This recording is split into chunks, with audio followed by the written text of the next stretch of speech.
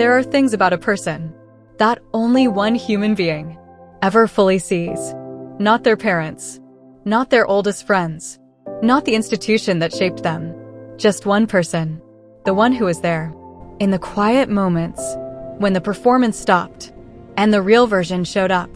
For William, that person is Catherine, and what she understands about him is something the world has never fully seen. The world sees Prince William as many things: a future king, a grieving son, a man caught between duty and humanity. The world watches his jaw set in public, his composure under pressure, his ability to stand in rooms that would break most people and appear completely unmoved. The world calls it strength. Some call it coldness. But Catherine knows something the world doesn't. Before the protocol, before the weight of succession fully settled, before grief had permanently changed the landscape of who he was, there was a version of William that very few people ever reached. Warm, quietly funny, deeply loyal, capable of a kind of tenderness that the palace never trained into him. Diana did.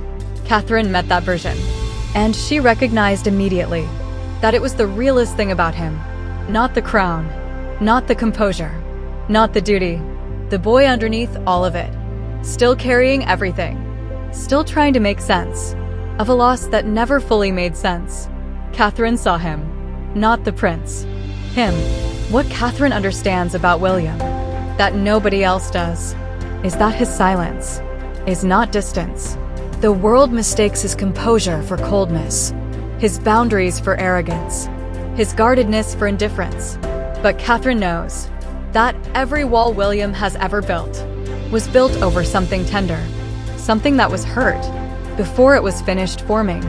She knows that when he goes quiet, it is not because he has nothing to feel.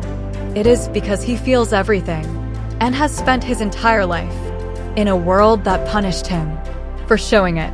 Diana showed it, and the world consumed her. William learned that lesson at 15 years old. Catherine was the first person who made him feel safe enough to unlearn it. William did not fall in love quickly. He tested. He withdrew. He came back. He pulled away again. Not because he didn't care, but because he was a man who had learned that the people you love most can disappear without warning. And loving someone completely means risking everything in a way that William, more than almost anyone alive, understood the cost of. Catherine waited, not desperately, not without her own strength, but with a patience that told William something nobody had ever told him quite so clearly, without using a single word. And for a man whose greatest fear was loving someone and losing them, that was everything. Catherine gave William something the palace never could: a place to land, not a role, not a position, not a carefully managed public image, a home, the kind Diana always wanted for him, built on warmth, on laughter, on children who are allowed to be children before they are required to be anything else. Watch William with George, with Charlotte, with Louis. That ease, that permission to be present, to be playful, to be a father before he is a future king. That is Catherine's doing. She understood that what William needed most was not someone to share his burden. It was someone to remind him that he was more than it.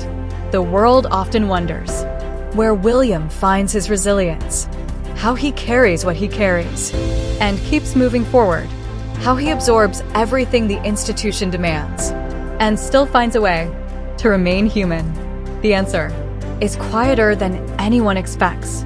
It is a woman who understood him before he fully understood himself, who loved the parts of him the world never gets to see, who built a life with him that Diana always prayed he would have. Ordinary enough to breathe in, strong enough to stand on, full enough to keep going back to. Catherine will one day be queen. The world will celebrate her elegance, her composure, her grace under pressure.